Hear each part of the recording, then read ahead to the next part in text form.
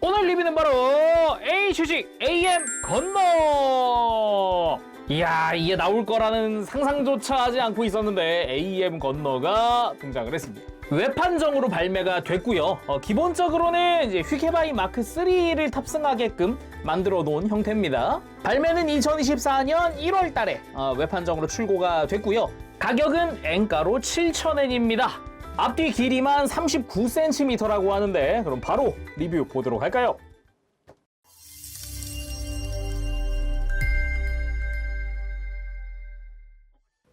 자, 조립하고 들어왔습니다. 구성 살펴보도록 하죠.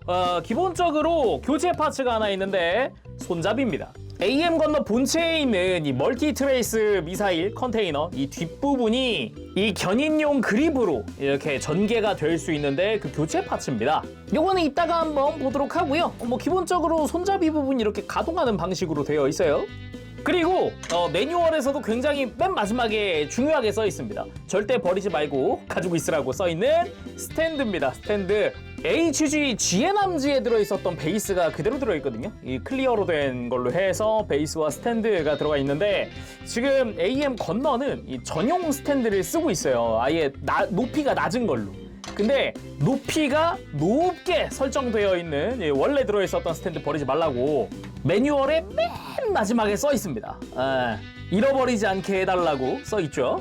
그래서 이걸로 높이를 높여놓고 손잡이를 달면 뭐겠습니까? 휘케바인 복서를 이게 뒤에다가 세워서 얘를 쥐어주세요 라는 소리니까요. 절대 잃어버리지 않도록 조심해야 되겠습니다.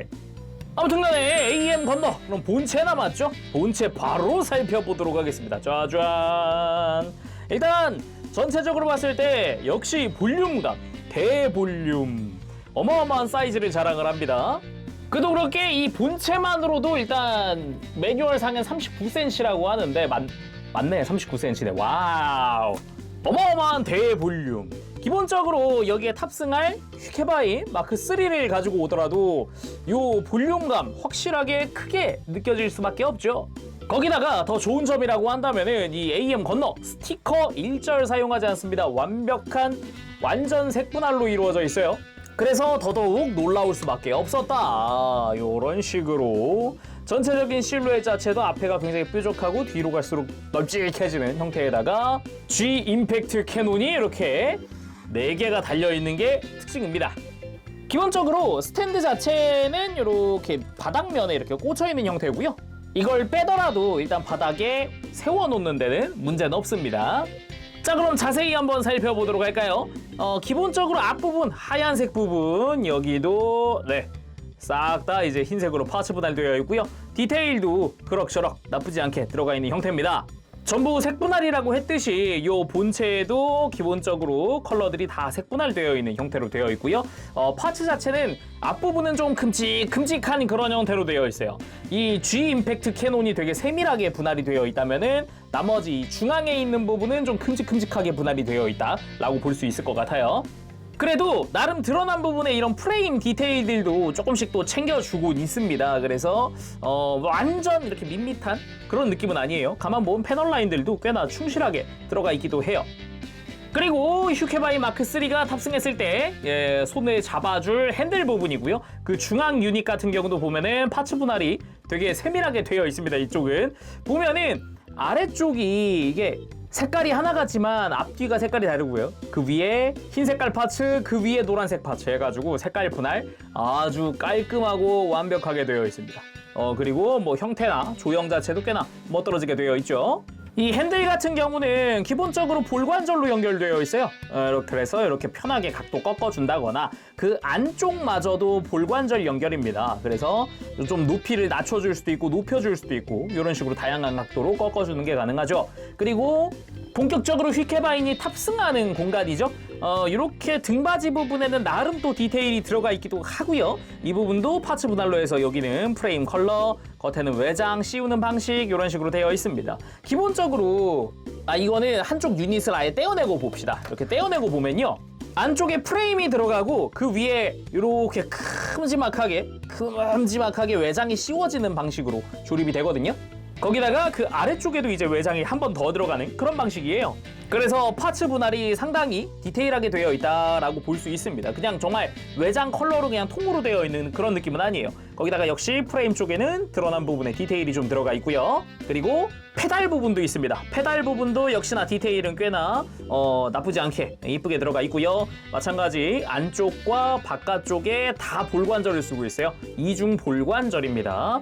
그리고 그 뒤쪽으로도 이쪽은 또 추진 장치죠. 내부 디테일도 꽤나 신경 쓴 형태예요. 그래서 안쪽도 다 파츠 분할되어 있고 그리고 흰색 라인 되게 작은 부분인데 여기도 파츠 분할이고요. 그리고 이 떼어낸 유닛 부분 이쪽 역시 뒤쪽은 추진 장치 디테일이 아주 멋들어지게 들어가 있습니다. 파츠 분할 깔끔하죠. 그리고 양옆에 들어가는 이제 무장부죠. 이제 본격적으로 무장에 달려있는 유닛인데 이쪽 한쪽을 보도록 합시다. 아까 이야기했듯이 이건 분리가 가능해서 이렇게 큼지막하게 분리가 됩니다. 뭐 보관하거나 할 땐 이런 식으로 보관하면 좋을 것 같아요. 반대쪽 역시나 이렇게 분리가 되는 방식이기 때문에 좀 편하게 좀 이렇게 부피를 줄여서 보관할 수 있을 것 같기도 해요.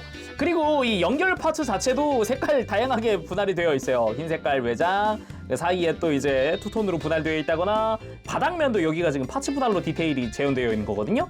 이런 부분 디테일합니다 아주. 그리고 추진 장치 이야기했으니까 그대로 뒤에서부터 보도록 합시다. 여기 흰 색깔 라인부터 해가지고 외장에 투톤 분할이라든가 아주 깔끔하게 파츠 분할되어 있는 게 눈에 띄고요. 그 위로 갔을 때 이제 G 임팩트 캐논 부분 연결하는 부분에 흰 색깔 파츠 분할, 그리고 그 위쪽으로 해가지고 G 임팩트 캐논이 정말 분할이 우와 소리가 나와요. 지금 보고 있는 모든 컬러는 전부 다 파츠 분할로 되어 있습니다. 그래서 놀란 부분이 어디냐, 이 포신의 흰색이죠. 보통 반다이였으면은 내가 알던 반다이는 여기 그냥 흰색 스티커로 이거 붙이고 말거든요. 이게 다 파츠 분할입니다. 이 흰색이 다 파츠 분할이. 이 위 뒤쪽도 마찬가지. 이 뒤쪽도 여기가 파츠 분할입니다. 원래 내가 알던 반다이라면 여기 파츠 분할 안 시켜줍니다. 여기는 스티커도 없을 거고요. 전부 파츠 분할. 와우. 거기다가 이 위에 노란색도 역시나 파츠 분할되어 있고요. 뒤쪽에 흰색 역시 가운데 프레임 컬러와 함께 다 파츠 분할되어 있어요. 아래쪽 G 임팩트 캐논 역시 마찬가지입니다. 다 똑같은 파츠인데 이제 뒤쪽에 연결 조인트가 있냐 없냐 정도로 파츠 구분을 하고 있는 정도라 기본 형태는 같아요. 그래서 만들면서 굉장히 놀라는 부분 중 하나입니다. G 임팩트 캐논. 진짜 분할에 감탄하면서 조립하게 되거든요. 와, 이렇게 분할을 해줬구나. 우와 하면서 조립했어요. 그리고 그 옆에 있는 멀티 트레이스 미사일 컨테이너, 여기도 솔직히 좀 놀랍습니다. 그리고 이 부분은 좀 이야기거리가 있는데 이 AM 건너 발매할 때쯤 한창 예약받고 얼마 안 돼서 테라다 PD님에 의해서 AM 건너는 전기형과 후기형이 있습니다 하면서 공개가 됐어요. 새로운 설정이죠. 사실상 후기형이 되면서 뭐 미사일의 발사 위치라든가 이런 게 확정이 됐다라는 그런 말도 덧붙였었거든요. 가장 큰 차이가 이 미사일 컨테이너입니다. 이 뒤에 아까 구성 때 보니 그립이 전개가 되냐 안 되냐가 가장 큰 차이예요. 슈퍼로봇 대전 게임 기준으로는 일단 알파랑 OG2 때는 이제 전기형이었다고 하고요. 그리고 D 인스펙터와 문드웰러즈 때 그 외 등등등 이제 후기형으로 등장을 했다고 해요. 그래서 프라모델은 그 후기형을 따라서 이렇게 모형화가 진행이 된 거고요. 기본적으로 이 미사일 컨테이너는 이렇게 안쪽에 관절이 있어서 이중 관절로 이렇게 뒤로도 넘겨주는 게 가능합니다. 그래서 앞으로 갔다가 뒤로 갔다가 이런 식으로 움직여줄 수 있고요. 그리고 전개 기믹도 가지고 있습니다. 연동 기믹이에요. 앞부분에 이 프레임을 잡고 앞으로 당겨주면 짜잔, 보이나요? 앞에 흰색부터 이 뒤에 커버들까지 전부 다 전개가 되어서 안쪽에 미사일이 드러납니다. 멀티 트레이스 미사일. 그치만 설정상으로는 뭐 리프 미사일이나 호밍 미사일 다 사용이 가능하다는 것 같더라고요. 아무튼 그래서 이렇게 연동 기믹으로다가 전개 기믹이 들어가 있다라는 게 어마어마한 큰 포인트 중 하나고요. 그리고 이 뒷부분에 요 외장을 벗기고 그 안쪽에다가 이렇게 그립을 장착을 시키는 게 가능하죠. 그래서 뒤로 옮긴 다음에 나중에 여기 이렇게 딱 잡고 이제 기믹도 심플하죠? 굉장히 직관적입니다. 이게 이렇게 덮여져 있다가 이렇게 펼쳐져서 이렇게 된다라는 그런 느낌인 거잖아요. 여기 보면은. 근데 조립하는 과정에서 한 가지 주의할 점은 게이트입니다. 게이트. 대형 메카인 만큼 게이트가 두껍게 들어가요. 몇 군데 유독 이제 대표적인 부분들이 있어서 그걸 좀 설명을 하면은 요 이제 조종간 부분, 핸들 앞부분에 보면은 이 외장 좌우로 해서 게이트 자국 크게 남고요. 그리고 요렇게 이제 안장 뒤로 갑니다. 안장 뒤로 가면은 요 프레임 옆에 게이트 자국 크게 남고요. 그리고 바닥면에 요 커버 외장 있죠. 여기가 게이트들이 엄청 커요. 여기가. 나머지 부분들이라고 하면은 요 사이드 부분 요렇게. 근데 이쪽은 엄청 신경이 쓰이는 수준은 아니라서 게이트 다듬기만 잘하면 깔끔합니다. 이쪽은 뭐 아무튼 이런 식으로 두꺼운 게이트가 은근 들어가다 보니까 조립할 때 조심하시길 바래요. 자, 그럼 본격적으로 휘케바인 마크 3 태워봐야겠죠. 편하게 태우기 위해서 매뉴얼 상에서도 이렇게 좌우에 유닛을 떼어놓고 시작을 해주세요라고 되어 있습니다. 아무래도 이제 사이를 이렇게 막 조작하기는 조금 불편하니까요. 먼저 본체 등받이 부분을 이렇게 손톱거리가 있으니까 이렇게 슬라이드로 올려줍니다. 그리고 안쪽에 있었던 3mm 조인트를 이렇게 등장 3mm 조인트 해서 다시 덮어주고요. 그리고 휘케바인의 손을 먼저 빼고 손을 일단 핸들을 먼저 낄게요. 이거 작업할 때는 요 베이스 째로 해가지고 이렇게 뒤로 기울이면 딱 서요. 이렇게 하면 좀 편하더라고요.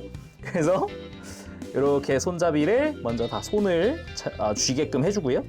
그 다음은 휘케바인의 자세를 잡아줍니다. 이렇게 자세를 먼저 잡고 다리도 들어서 무릎을 굽혀주고, 그러고 보니까 휘케바인이 고개를 되게 잘 들었잖아요. 이것 때문이었네. 그 다음은 이제 스탠드용 구멍을 요 3mm 조인트에 맞춰서 끼워줍니다. 그 다음은 다리를 이 페달 부분에 맞춰서 이렇게 잘 위치 잡아주고요. 그리고 앞으로 와서 이제 손목에 장착.